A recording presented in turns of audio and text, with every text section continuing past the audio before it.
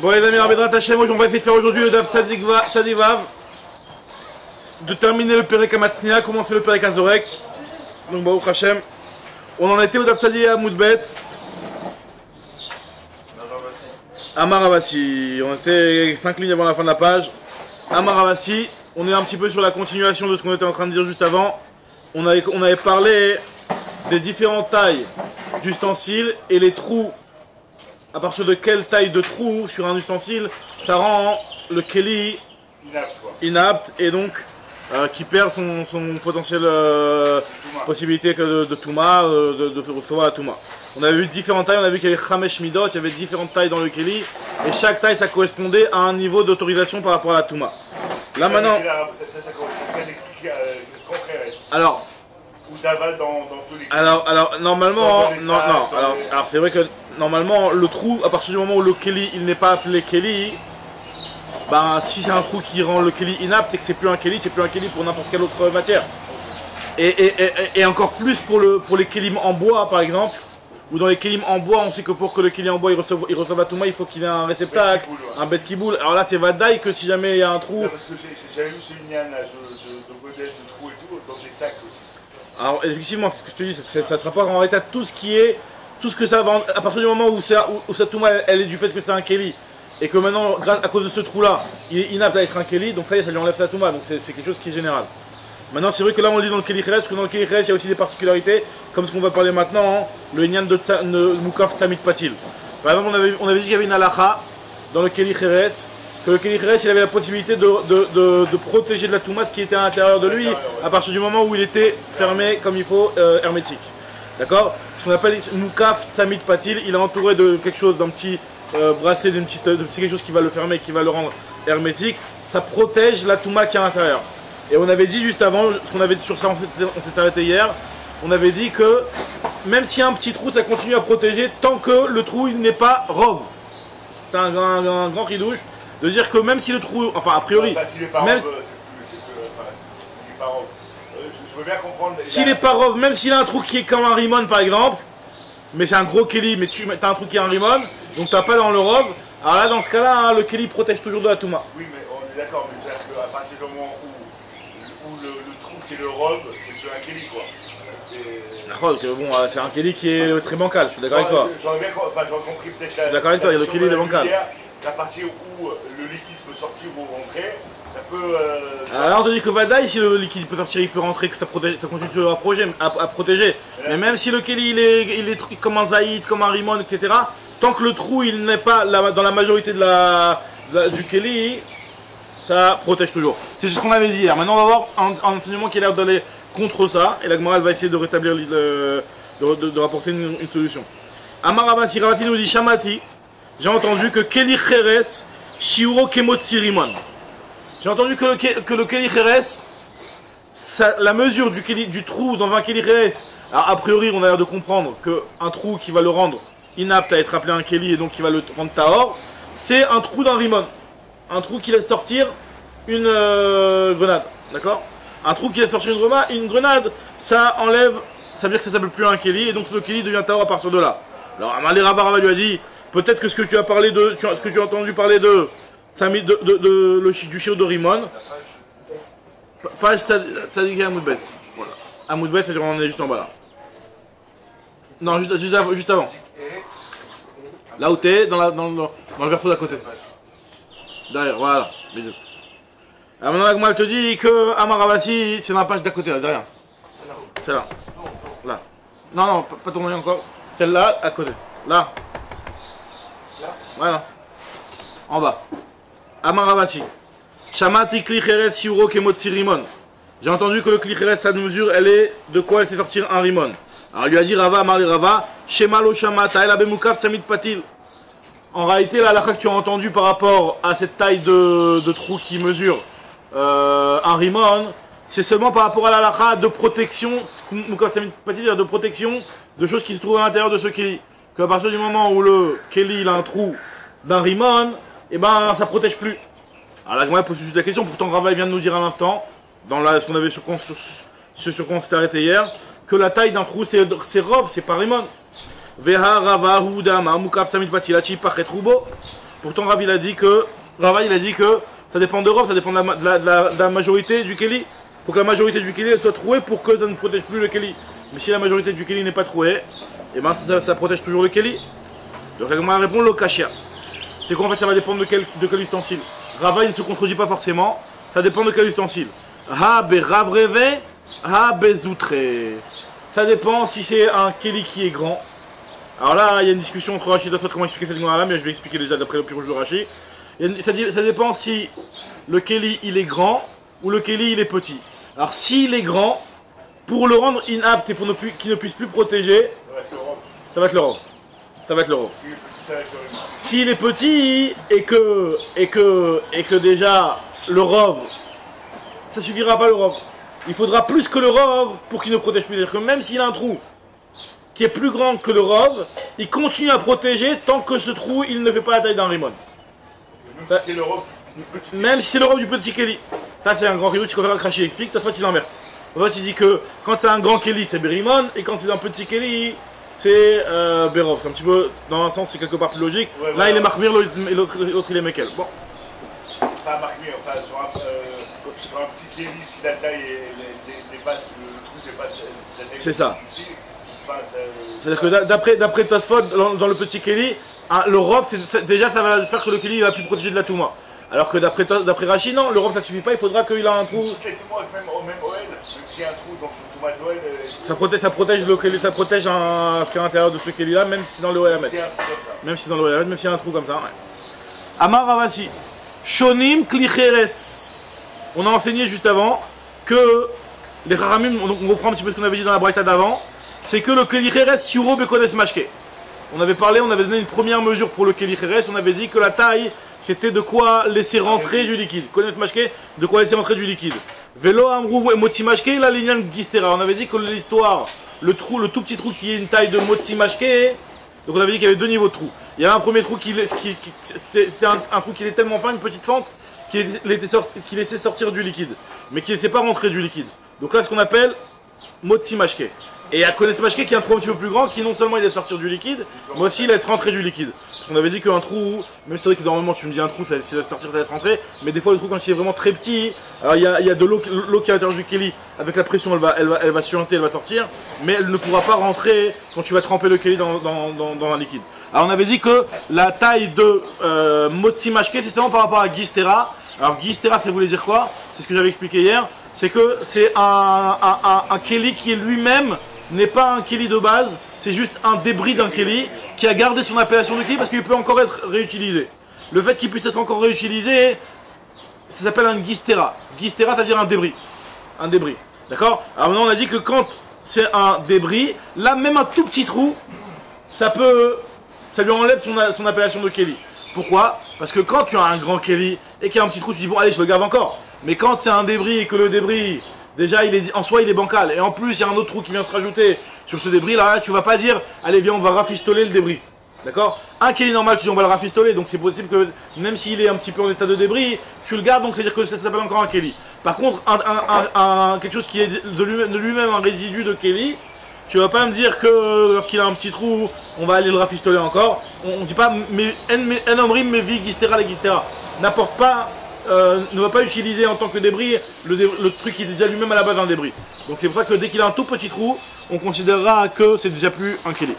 Parce que l'Agmal nous dit à Maravasi, Shonim, ils ont dit les Chachamim, Kli Cherel, Siro Bekones Mashke, Velo Amrou, Motsi Mashke, la ligne Gistera. Le trou de Motsi Mashke, c'est seulement par rapport à la règle de Gistera Bilvad, Maïtama. Alors l'Agmal donc pourquoi, ce que je vais expliquer à l'oral. Amar Marzoutra Beredi Rav Nachman, les fichiers En Omrim avec Gistera, les Gistera. On va pas dire rafistole à un Keli qui est déjà rafistolé. Donc dès qu'il a un tout petit trou, on va le jeter à la poubelle ce Keli là. Amaroula. Oula nous rapporte un autre enseignement, toujours par rapport au Keli Cheres. C'est sur ça que le père se termine. Pli Gebatre Amorae Bema. Il y a une marloquette entre les Amoraïm Bema en Eretz Israël. Rabbi Yossi Rabbi Abin, Rabbi Yossi Bar Zavda. Entre Rabbi Yossi Rabbi Abin et Rabbi Yossi Bar Zavda, une discussion. C'est quoi leur discussion? Chadamar Kemotzi Rimon, Ve Chadamar Keshoresh Katan. Donc, par rapport à ce qu'on avait donné comme mesure, est-ce que la halakha, donc concernant aux mesures, à la taille du trou qui va rendre le Keli, déjà, qui va lui enlever son appellation de Keli, est-ce que c'est Motzi Rimon? Donc il y en a un qui pense que c'est Motzi Rimon, comme ce qu'on avait dit un petit peu avant. C'est que tant que le trou il n'est pas assez grand pour laisser passer une grenade, ben ça s'appelle toujours un keli puisque tu peux l'utiliser pour des grenades. Et l'autre il te dira que Motzi Kishuresh Katan, la taille d'une petite racine. Alors ça veut dire qu'en réalité, nous dit la Gemara, Simaner et le Siman pour te rappeler quels sont les deux avis alors qu'on en avait plusieurs. On avait vu Kazait, on avait vu Kishuresh Katan, on avait vu. Donc en fait, le Siman c'est quoi? C'est Echad Amarbe ve Echad Amamit. C'est qu'il y en a un qui a dit le plus petit shiur. Alors en ne tenant pas compte de Motzi Mashke, connaissent Mashke, parce que ces deux shiurim là, c'est sûr qu'on les compte pas. Et c'est sûr que c'est pas des keli, c'est pas des shiurim qui vont rendre passou un keli par rapport à la Touma. Juste par rapport au Inyan de Mechatat, de l'utiliser pour la Paradouma, etc. Ça d'accord. Mais par rapport à la vraie Touma du Keli, c'est clair, d'après comme Farachi explique, on ne va pas te dire compte de ces deux shiurim là. Donc le shiur minimum, en l'occurrence, qui rentre en ligne de mire ici dans cette histoire, c'est le shiur de Shoresh Katan. Et le shiur le plus grand, c'est shiur de Motzi Rimon. Donc en fait, leur discussion, c'est que chacun prend une extrémité, et Chadamarbe ve Chadamamit. Et Chadamarbe ve Chadamamit, c'est en fait une Mishnah dans Maseret Menachot, qui fait référence à Stam, à quelque chose qui n'a rien à voir. C'est qui parle de quelqu'un qui apporte un korban, et on te dit que qu'il apporte un grand korban ou un petit korban, c'est pas grave, à Ikar qu'il est la kavana les Shem Shamaim. Ça, mais c'est une phrase qui est connue dans la chaîne de la Gemara, donc on peut l'utiliser en tant que moyen mémotechnique pour se rappeler ici c'est quoi leur discussion. Il y en a un qui est Echad Amarbe, il y en a un qui donne le shiur le plus grand, Echad Amamit, et il y en a un qui donne le shiur le plus petit, même si en réalité cette Mishnah elle n'a rien à voir. C'est juste un moyen mémotechnique pour se rappeler de il aurait pu un Kazaï ou Shoresh c'est plus petit qu'un Kavei, c'est encore plus petit qu'un Kavei. Shoresh Katan c'est un tout petit trou. Très bien. Alors, Amar Rav Chanina bar Kana Mishemed Rabbi Eliezer. Kli Cheres, Shiuro Kemotzi Zetim. Lui, il pense par contre que le Kli Cheres, son Shiur, c'est de quoi il fait sortir un zaït. Il marque Shishabere de Rabba, Mesayem, Ba, Mishemed de Rabbi Eliezer. Varehen, ki Kli Glalim, ou Kli Avanim, ou Kli Adama. Shen Mekablim Touma. À partir du moment où il y a le trou de Keli Zaït, de Kemotzi Zaït, il te dit que ce Keli là, un Kli Cheres qui a un trou, qui a la taille d'une Zaït, d'après cet avis-là, c'est comme un Keli qui est fait à base de Glalim. Alors Glalim, c'est des excréments de Behema. Un Keli qui est fait à base de terre ou à base d'excréments de Behema, il ne reçoit pas la Touma. Il n'y a pas du tout de Touma. C'est-à-dire qu'un Keli Cheres qui a un trou de cette taille-là, ben, il est comme un Keli Glalim, Kli Avanim, Kli Adama, qui, chez En Mekamlim Touma, qui ne reçoivent de Touma, l'Omi Divrei Sofrim, l'Omi Divrei Torah, et l'Omi Divrei Sofrim. Ni Minatora, ni Midera Banal. Le seul cas où ils recevront la Touma, enfin, où ils auront un statut de Keli par rapport à la Touma, c'est par rapport à la protection hermétique de ce qu'il y a à l'intérieur. Ou les Nyan Samit Patil, Hachi Frat Rubo. Par contre, pour que ce soit plus un Keli qui va protéger ce qu'il y a à l'intérieur, il faut qu'il y ait une fente qui soit dans la majorité du Keli.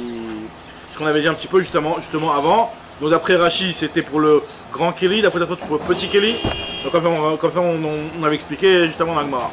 On a fini le Perek Hamatzniya. Maintenant on va commencer le Perek HaZorek.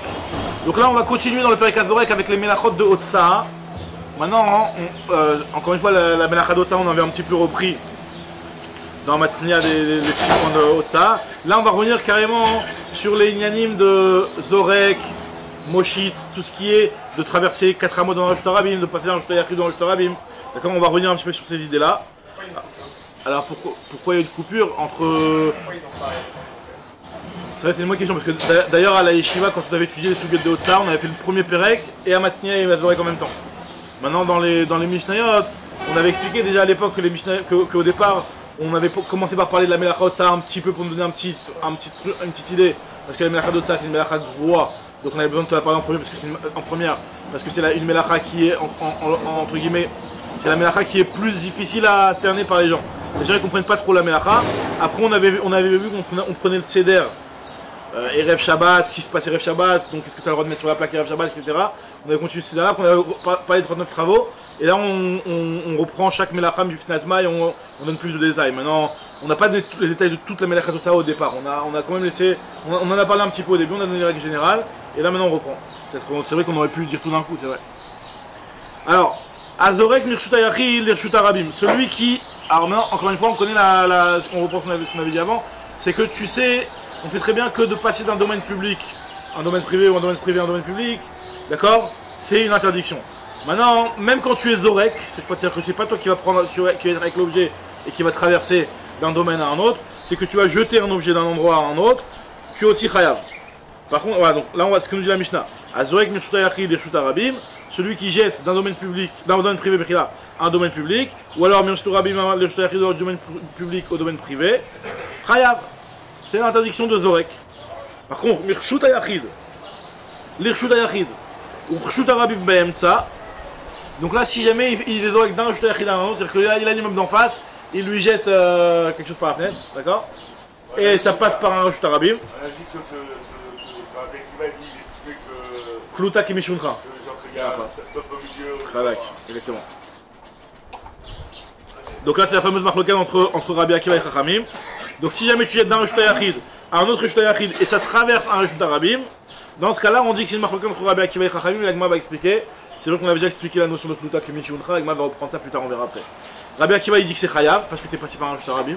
Le fait de passer par un Reshuta Rabim, donc on considère comme si qu'il y avait eu une anacha dans le Reshuta Rabim. Et d'après Chachamim, c'est pas tout. Parce que finalement, il y a une akira dans le Reshuta Yachid, une anacha, donc encore une fois, enfin, je rappelle, la melacha de Otsa, pour transgresser la melacha de Otsa, il faut qu'il y ait akira, ça veut dire porter, et anacha déposer, d'un domaine à un autre, ou alors de 4 amot à 4 amot plus tard, dans le Reshuta Rabim, comme on verra juste après. Donc ça, il faut akira et anacha. Donc là, en l'occurrence, j'ai eu une akira dans le Reshuta Yachid, mais il n'y a pas eu d'anacha dans le Reshuta Rabim. Donc Chachamim dit que c'est pas tout, parce que la anacha c'est faite dans le Reshuta Yachid qui était en face. Ouais, mais enfin, je trouve que la soirée de Rabbi Akiva, elle est plus logique. Parce que de toute manière, là, on n'est pas tout d'après les Rabim, parce qu'on a cruisé. Mais si effectivement tu sors d'un Reshuta Yachid, tu traverses le Reshuta Rabim et tu le déposes au Reshuta Yachid, dans ce qui est Chayav. Pourquoi, qui te dit? Pourquoi? Ça dépend, ça veut dire que tu t'es pas arrêté non plus. Ah, si tu marches. Ouais. Alors ça dépend de ce qu'on avait déjà parlé de ça, est-ce que Mehaler Keomet Damé. Des fois on peut dire que quelqu'un qui marche, on considère comme si qu'il s'était arrêté aussi, mais ça rentre dans cette considération-là, dans la marloquette, on avait déjà parlé un petit peu de ça, mais a priori normalement, non, tu t'es pas arrêté, tu t'es pas arrêté. Tu t'es pas arrêté, donc il n'y a pas eu d'anacha. C'est un peu la peine quand on a un truc dans la poche et qu'on veut pas... Exactement, tu t'es pas arrêté, il n'y a pas eu d'anacha. Alors maintenant la Gemara elle te dit, la Mishnah elle te dit, elle continue, elle te dit Vechachamim Turim, Ketzad. Maintenant on va te donner des exemples.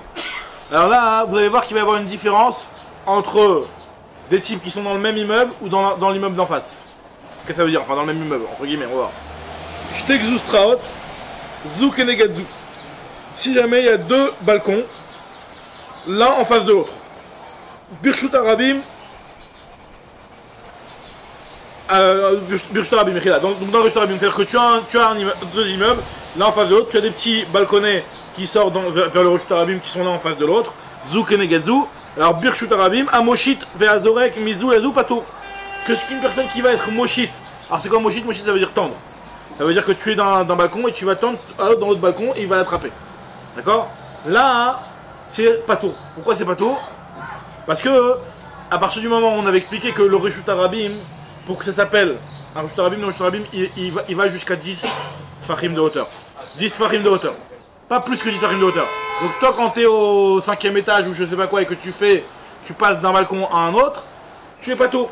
Ou alors pareil, si tu es Zorek, tu jettes au balcon d'en face, de l'immeuble d'en face, tu es Pato. Pourquoi? Parce que tu es pas passé par un Reshut Arabim en réalité. Tu es passé au-dessus du Reshut Arabim. Ça fait Parce un que... mètre, une farine. Il fait rien à peu près un mètre. Là, quand tu m'attends, c'est au prix en famille ou même Rabbi Akiva? Kradak, là on s'était posé dans la première période, qu'est-ce que Rabbi Akiva, il parle les Malamasara, les Matamasara, c'était une baïa que l'Agma s'était posée. Là on va dire, le cas classique, on va dire pour l'instant, sans rentrer en fait de marloquette là. Parce que c'est vrai qu'on avait vu dans l'Agma s'était posé la question, et a priori c'est d'après tout le monde. C'est d'après tout le monde. D'accord? Parce que quand tu es les Malamasara, t'es déjà plus dans le Reshut Arabim. Maintenant, est-ce que d'après Rabbi Akiva lui va dire que Kita Kimishuntra, ça va être comme si elle était déposée carrément en bas dans le Reshut Arabim? On a vu l'Agma elle avait posé la question, les Malamasara, est-ce qu'il y a le final Zorek Moshid, est-ce qu'on apprend Zorek de Moshid? On va voir ça juste après. Mais en tout cas, dans le cas, l'un en face de l'autre, quoi qu'il arrive après tout le monde, c'est pas tout, parce que même dans Moshid, c'est pas tout. Parce que c'est l'un en face de l'autre. Maintenant, on là. a failli aussi qu'avec les balcons, là, l'histoire des balcons, c'est parce que c'est sur le côté là. Ah d'accord, là, jusqu'à maintenant, on a parlé d'un balcon qui est l'un en face de l'autre. Maintenant, si c'est Bedjuta Achat. Shtem Bedjuta Achat. Les deux balcons, ils sont Bedjuta Achat, c'est-à-dire sur le même côté du Reshut Arabim. C'est-à-dire que tu as un Reshut Arabim qui est là, et il y a un immeuble qui longe le Reshut Arabim, et tu as deux balcons qui sont dans le même immeuble, ou alors un immeuble qui est l'un côté de l'autre, en tout cas, qui longe le Reshut Arabim, et qu'ils se jettent d'un balcon à un autre. Ça, c'est pas tout, s'ils se jettent. Mais par contre, s'ils se passent, ce qu'on appelle Moshit, alors là, il y a un chidouche dans la Mishnah, que la melacha la tolda de Otsa qui est faite sous la forme de moshit, de tendre d'un balcon à un autre, si les balcons ils sont dans la longueur du Rosh Hashanah, alors là, dans ce cas-là, tu es chayav même si c'est des malam asara. Et on va voir pourquoi dans la Gemara, parce qu'on apprend ça du Mishkan, c'était comme ça que ça se passait dans le Mishkan, donc c'est pour ça que ça va être chayav. Mais c'est un grand chidouche dans Moshit que même si tu es au-dessus de 10 Tfachim, eh ben on va quand même rendre chayav la personne. C'est attentif, pourquoi on s'en prolonge quand... Et exceptionnellement pour le Moshit, on va regarder que le Rosh Hashanah il va jusqu'en haut. D'accord. Même si en réalité le Rosh Hashanah s'arrête à 10 Tfachim. D'accord. Donc ce que nous dit la Mishnah ici, par rapport à la poutre, on va voir par rapport au krashim du Mishkan, effectivement, on va prendre ça des poutres du Mishkan, et donc toi, quand tu vas prendre et tu vas passer une poutre d'un balcon à un autre, dans un cas où tu le fais passer, t'es chayav, mais si tu jettes, d'accord, là t'es pas tout. Alors ce que nous dit la Mishnah, Ayushtem bidjutacha, si jamais les deux ils étaient sur le même côté, à Moshit chayav, celui qui va tendre il est chayav, Ve'azorek patour, celui qui jette il est patour. Chez Kachaita Avodat Levim, parce qu'en réalité c'est comme ça que ça se passait dans les Levim, parce qu'en réalité toutes les melachot on les apprend du Mishkan, et c'est pas seulement la melacha, on apprend aussi la forme de la melacha telle qu'elle a été faite dans le Mishkan, et donc Shte Agalot Zou Acharzu, il y avait deux charrues, les unes derrière les autres, qui étaient Zou Acharzu, Birshut Arabim, Moshitin Akrashim Mizou les Zou, Avallo Zorkin. En général ce qu'il faisait, ils tendaient, comment ça se passait quand ils démontaient le Mishkan, ou quand ils remontaient le Mishkan, comment ça se passait? Ils avaient le Mishkan, ils apportaient les quatre agalotes jusqu'à devant l'endroit où on allait démonter le Mishkan. Ils démontaient le Mishkan, hop là on mettait sur la gala de droite. La gala de droite elle prenait la poutre, elle la faisait passer à la gala qui était juste derrière elle. Et pareil la gala de gauche elle faisait passer à la gala qui est juste derrière elle. Donc ils se le passaient de main en main. C'était des grosses poutres qui étaient énormes, ils n'allaient pas se les jeter, faire lancer le javelot avec une poutre qui faisait et céramote, des tailles énormes. D'accord. Bah, on considère que parce que il faut préciser que le Mishkan était dans le Machane Levia, et le Machane Levia, comme on va le dire juste derrière, c'est l'endroit où il y avait Moshe Rabbeinu, et quand Moshe Rabbeinu il y avait 600 000 Israël qui venaient le voir tout le temps, donc c'était un Reshut Harabim. Donc tu démontais du Reshut Harabim pour le mettre sur la Hagala elle qui avait des dimensions d'un Reshut Hayachid, et donc c'est pour ça qu'il y a l'interdiction de passer d'un Reshut Harabim à un Reshut Hayachid. Et là-bas il le faisait justement sous forme de Moshit, de passer, et après quand tu passais d'une Hagala à une autre Hagala, donc il passait du Reshut Hayachid à un autre Reshut Hayachid en passant par le petit espace au milieu qui était lui le Reshut Harabim, mais qui était dans la longueur du Reshut Harabim, puisque en fait tu étais dans la longueur du Reshut Harabim. Donc très bien. La Gemara te dit Mirde Zrika Tolda de Otsai.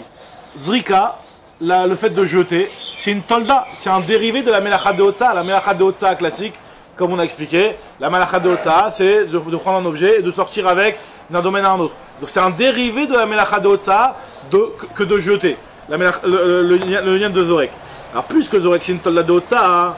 Alors la Otsa elle-même, elle était où dans le Mishkan? Otsa, où elle est marquée plutôt? Otsa Goufa Echaktive. Alors il lui a dit non, je vais te montrer où c'est marqué dans la Torah qu'on n'a pas le droit de faire Otsa. Amar Rabbi Yochanan, d'Amar Kra, le passage qui nous le dit. Moshe Rabbeinu il a dit au Bnei Israël, Vayetzav Moshe, Moshe il a ordonné, il a dit, Vayaviru Kol B'Machane, il a fait passer un appel dans le Machane, et il a dit que Al-Yotzi Ish Mekomo, comment il y a marqué dans la suite du Pasuk, le petit élève, je vous lis la suite du Pasuk, il leur a dit, Al Yasu On Melacha Litrumat HaKodesh, Veikalea Me'avi, il leur a dit de ne plus apporter, de ne plus rien apporter. Donc s'il leur a demandé de ne pas apporter, c'était Shabbat. On comprend que c'était Shabbat, la Gemara va se demander d'où tu sais que c'était Shabbat. Mais pour l'instant, a priori, on comprend que c'était Shabbat. Et si Moshe Rabbeinu leur a dit n'apportez plus rien, ça veut dire que on n'a pas le droit de sortir pendant Shabbat, on n'a pas le droit de porter pendant Shabbat. Donc là, on apprend la melacha de porter. Alors la Gemara va se demander d'où tu sais qu'on parle de Shabbat. Tout de suite, la Gemara va poser la question. Pourquoi la Mishnah, elle nous donne la preuve des Lévim, et là on cherche un passage. Alors la Mishnah nous a apporté la preuve de Lévim par rapport au chidouche de Moshit. Le chidouche de Moshit, on le voyait dans le Lévim. Oui, mais des Ah, tu me dis qu'on peut voir ça déjà de là-bas. Si tu me dis qu'il y a des Lévim au Moshit, on peut le trouver là-bas. Nachon, mais c'est surtout ce détail-là de la Otsa, parce que, encore une fois, à partir du moment où on sait de Vayaviru Kol B'Machane que la Melacha de Otsa c'est une Melacha, alors maintenant on va pouvoir un petit peu regarder les détails de cette Melacha-là et se concentrer sur voir comment il le faisait dans le Mishkan, dans Moshit. Mais si on n'avait pas eu ce passage-là, on ne savait pas que la Melacha de Otsa c'était une Melacha, bah, on aurait peut-être même pas regardé ce qui se passe avec les agalotes du Mishkan. C'est comme tu dis, l'interdiction de respirer, c'est pas on n'a pas l'interdiction de respirer pendant Shabbat. Donc tu vas pas regarder comment ils respiraient dans le Mishkan, parce que tu sais très bien que respirer c'est pas une melacha. Donc d'abord on doit apprendre que Otsa c'est une melacha, et après une fois qu'on a appris que Otsa c'est une melacha, on va commencer à voir les détails, comment ils le faisaient dans les Lévim, etc. Donc là d'où on voit que Birklal, que le Inyan de Otsa c'est un problème. Alors on te dit qu'on apprend ça hein, de Vayetza Moshe Vayaviru Kol B'Machane. Moshe où il était? Moshe Echa Naveyativ. Où Moshe était? Dans le Machane Levia. Machane Levia c'est un Reshut Harabim, comme on a expliqué, il y avait tout le monde qui venait là-bas autour de Moshe. Alors, Veka Amar Leoul Israël, et il dit au Bnei Israël, Lotafiku Vetitu Mirshut Hayachid Ditru, l'Irshut Harabim. Ne portez pas de votre Reshut Hayachid vers moi, vers mon Reshut Harabim. Ne m'apportez pas vos affaires. Alors, moi, il faut la question tout de suite, d'où tu sais que c'était Shabbat cette histoire-là? Mima Idebe Shabbat Kae. Qui te dit que c'était Shabbat? Peut-être qu'en réalité, quand Moshe Rabbeinu leur dit n'apportez plus, c'est parce que on avait déjà fini on avait déjà obtenu tout ce qui était nécessaire pour la construction du Beth Amikdash. Peut-être qu'on était en Chol. Il leur a dit arrêtez d'apporter, on a plus besoin, c'est bon, on a tout ce qu'il faut. On m'a dit Mima Idebe Shabbat Kae. Dilma Bechol Kae. Peut-être qu'on se tenait en Chol ou Mishum Deshlima le Melacha. Parce que la Melacha était terminée, c'est-à-dire qu'on avait réussi à apporter déjà tout ce qu'il fallait. C'est pour ça que Moshe Rabbeinu leur disait ne sortez plus. Parce que là on se trouve à l'époque où on parlait de la troumote que les Nedavot, que les Bnei Israël faisaient pour la construction du Mishkan. Donc Moshe Rabbeinu leur a dit ah ça y est, arrêtez d'apporter. Donc là on avait expliqué jusqu'à maintenant que Moshe leur a dit arrêtez d'apporter parce que c'est Shabbat, ne portez pas Shabbat. Je dis non, peut-être qu'en réalité il leur a dit arrêtez d'apporter parce que ça y est, on a tout ce qu'il faut, on a les quantités suffisantes, plus besoin d'apporter. Et en réalité on parle même le Chol. Donc tu n'aurais pas de preuve de là. Alors moi elle te dit non, je vais apprendre, j'ai un limoud. Et d'où je sais qu'il y avait cette notion-là, qu'à un moment la Melacha était suffisante et qu'il n'y avait plus besoin d'apporter.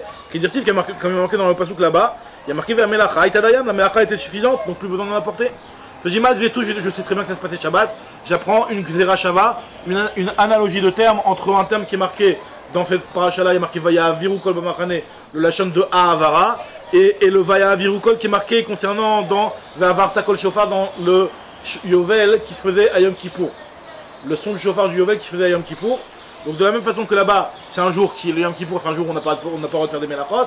Pareil aussi, le Vaya Viru Kol B'Machane, c'est aussi Shabbat, un jour où on n'a pas le droit de faire des Melachot. C'est ce que nous dit la Gemara, Gamar Ahavara Ahavara Yom Kippourim.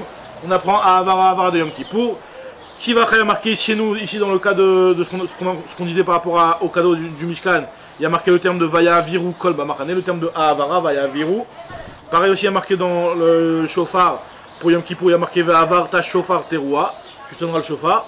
Malelan Beyom Asur, Avkan Beyom Asur. Donc on apprend de là, de cette Gzera Shava, qu'on parle d'un jour qui est interdit, pas Yom Kippour, Shabbat, c'est un jour qui est interdit. Donc on voit que Moshe Rabbeinu, il leur a dit ne portez pas le jour de Shabbat. Très bien, ça on a compris. C'était le jour de Shabbat, il y a Virou, il y a marqué c'était le jour de Shabbat, donc Moshe leur a dit ne portez pas. Maintenant la Gemara se pose la question, Ashkachad Otsa, elle dit ok, tu m'as prouvé Otsa. Maintenant d'où je sais aussi, parce que là-bas c'était quoi? C'était de sortir de leur tente, leur cadeau, pour les emmener à Moshe qui était dans Reshut Harabim. Donc c'est de Reshut Hayachid à Reshut Harabim, ça s'appelle Otsa, de sortir. Maintenant Ashkachad Otsa, Achnasa Minalan.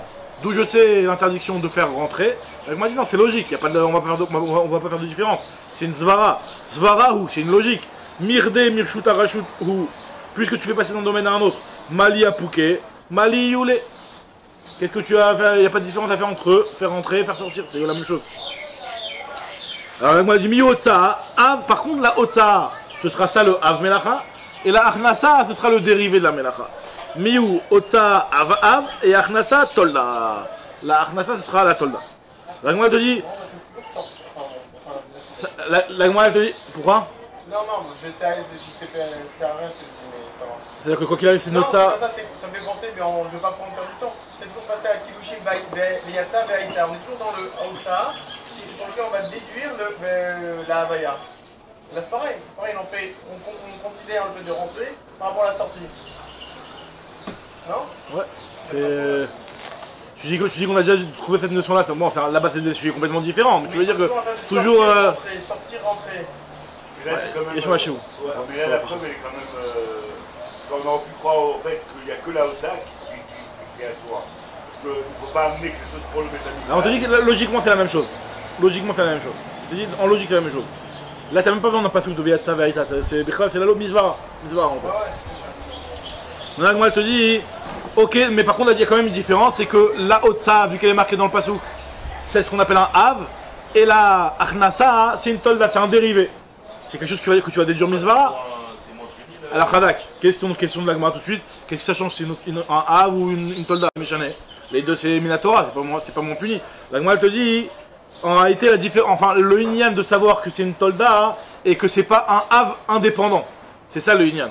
C'est qu'on va pas dire qu'il y a un Av qui s'appelle Otsa, il y a une 39e, 40e Melacha qui s'appelle Achnasa. Et qu'est-ce que ça me change de dire que c'est deux Avot différents ou la Tolda du même Av? C'est comme on avait déjà expliqué, c'est que exactement. C'est que par rapport au Korban, si c'est une seule Melacha et que c'est juste le dérivé de la première Melacha, si jamais tu as fait les deux dans le même oubli, tu apportes qu'un seul Korban.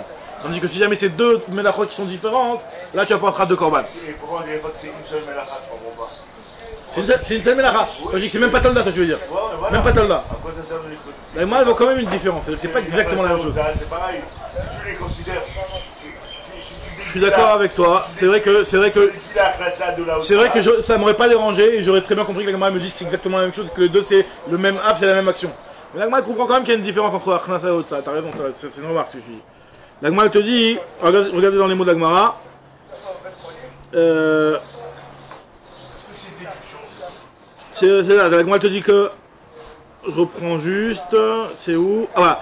Miou, Otsa, Av, Achnasa, Tolda. Alors, on m'a dit Mirde A, Michayev et A, Michayev. Que tu rêves sur les deux de toutes les façons. Amai Karele Hay Av, Amai Karele Tolda. Alors, on m'a dit non, il y a une nafkamina d'appeler l'un Av et l'appeler Tolda.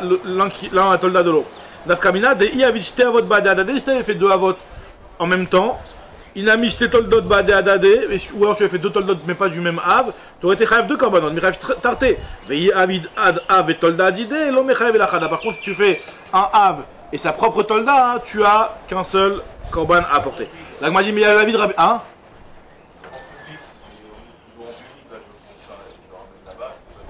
Alors, pour l'instant, tu as raison qu'on n'a pas encore parlé de l'interdiction de passer dans le domaine public sans passer dans le domaine privé public. C'est la suite juste après. Là, pour l'instant, tu as raison qu'on a parlé que de la première partie de la Melacha d'Otsa, qui est de passer d'un domaine à un autre. Maintenant, dans le Rishon Rabim lui-même, ça va être tout de suite la phrase d'après. Regarde ce que la Gemara juste, on a le terminé ce point-là, et juste après, on va démarrer sur ce que tu dis, toi.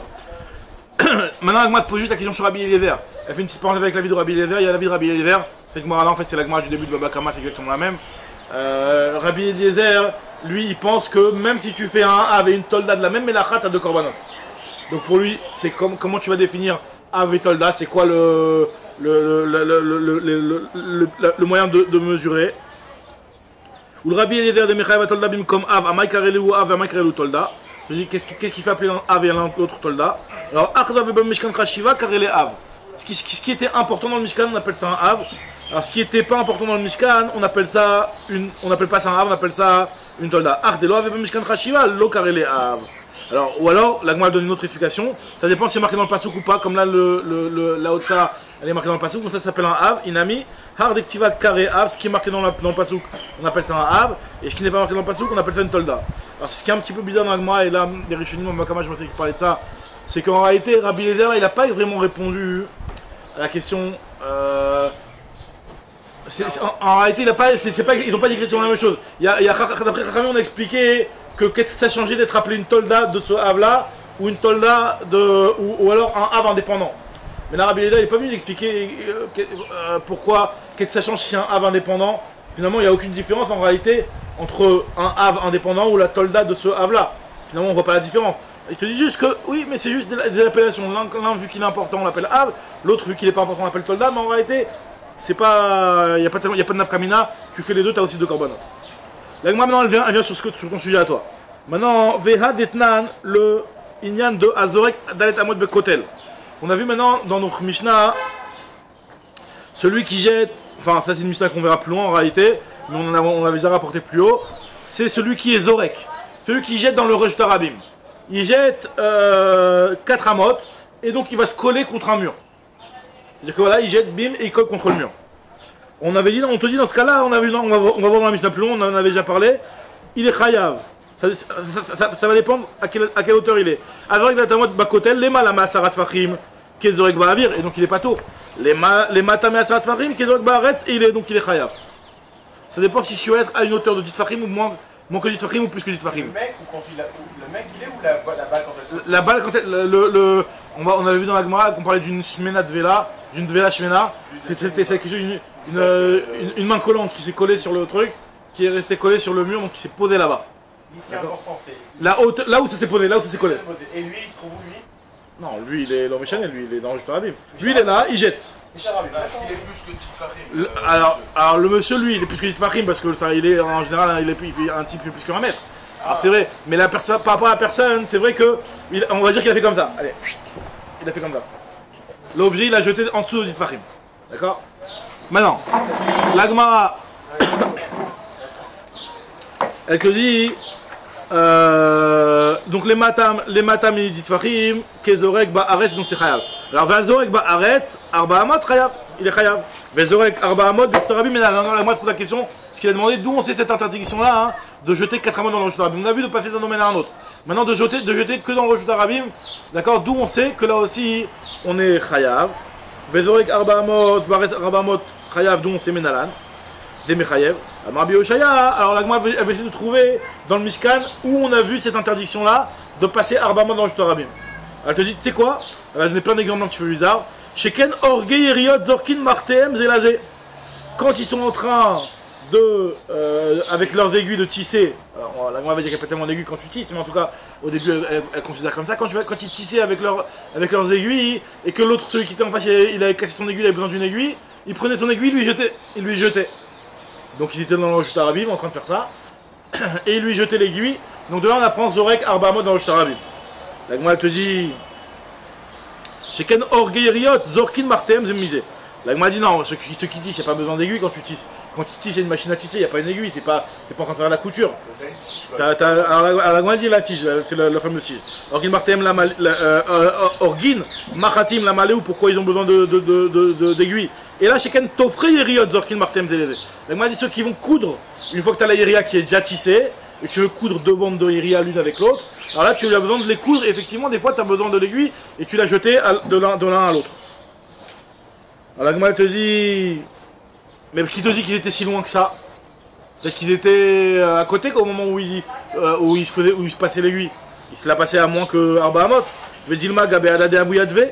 Peut-être qu'ils s'étaient assis l'un avec l'autre, l'un côté de l'autre. La Gemara dit non, ils n'étaient pas assis l'un côté de l'autre parce que sinon ils allaient se gêner dans la fabrication.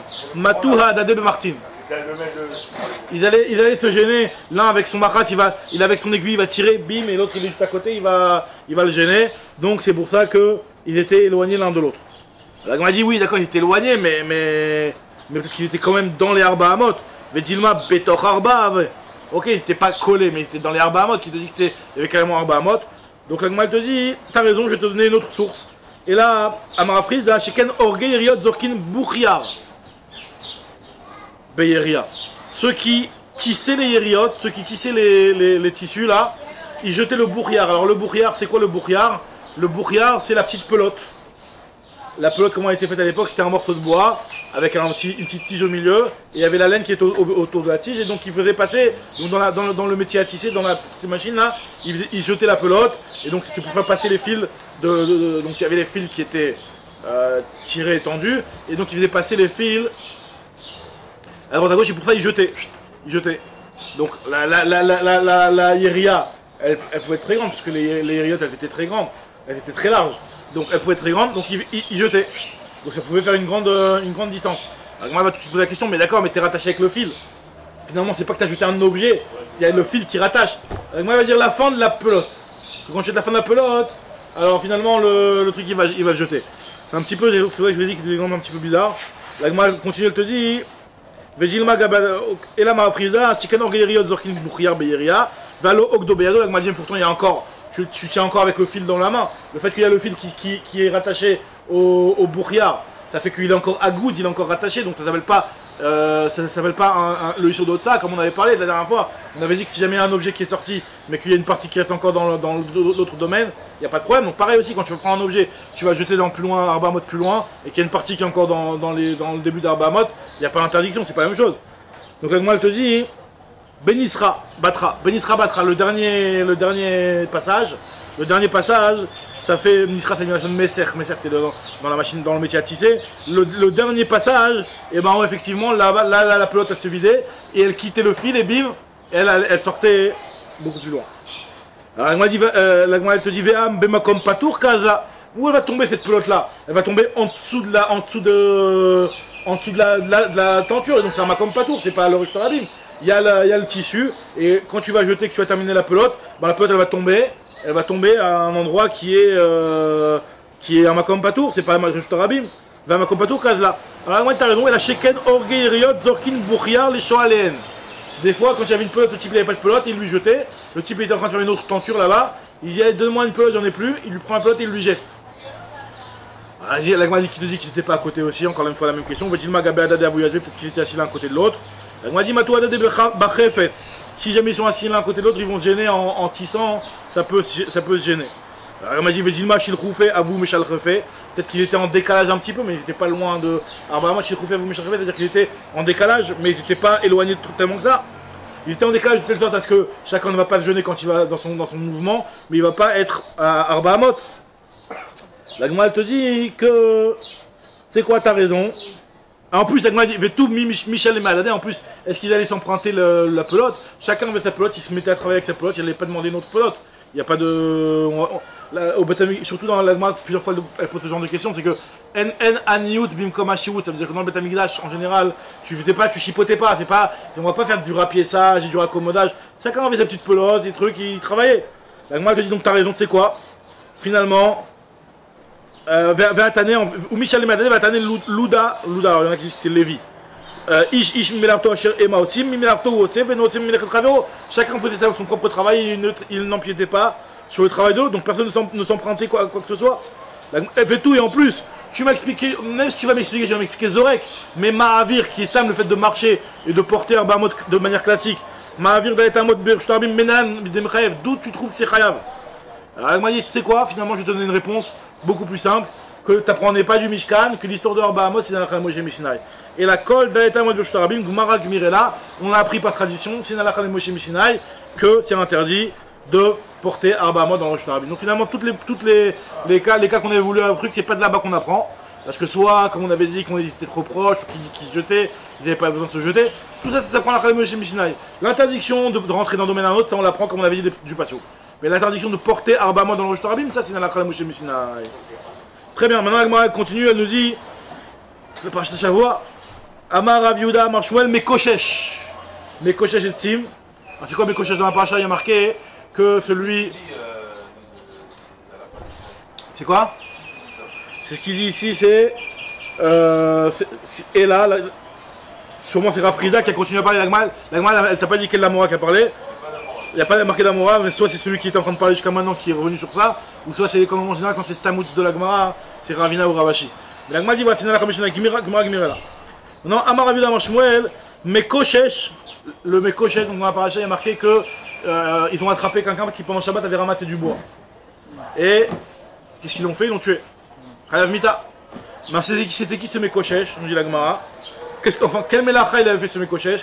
Quelle interdiction il avait fait le Mekoshesh? Mekoshesh, c'est-à-dire celui qui ramasse du bois. Quel issue il avait fait? Maintenant, je te dis que s'il avait porté. Il avait porté Arba Amos dans le Shtarabim. Ma'avir Arba Amos de Shtarabim avait. Les Bnei Israël l'ont condamné à mort. Dans le cinéma paracha, ils ont demandé à Moshe Rabbeinu qu'est-ce qu'on fait avec celui-là, il transgresse le Shabbat. Ils ont dit, quelqu'un qui transgresse le Shabbat, Chayav Mita. Il savait ce qu'il avait fait, il savait qu'il transgressait un Issour. Il l'a fait, donc il était Bémézid, avec Atra, on lui a fait Atra, etc. Donc Chayav Mita. Donc c'est-à-dire qu'il a fait une Melacha et sur lesquelles ils l'ont condamné. Maintenant, c'est quoi la Melacha qu'il a fait? Il n'y a pas marqué clairement dans le Pasouk quelle Melacha il a fait. Il y a marqué qu'il a ramassé du bois. Quelle interdiction de ramasser du bois? La Gemara dit qu'il a porté Arba Amos dans le Shtarabim. Il a fait la transgression de la Melacha qu'on est en train de parler. De porter. Mais maintenant, il y en a d'autres qui disent que non, c'était pas ça son problème c'était d'être Tolèche. Il a cueilli du bois. Il a coupé du bois de l'arbre. Donc là, c'est interdiction de kotser, de ramasser, de cueillir.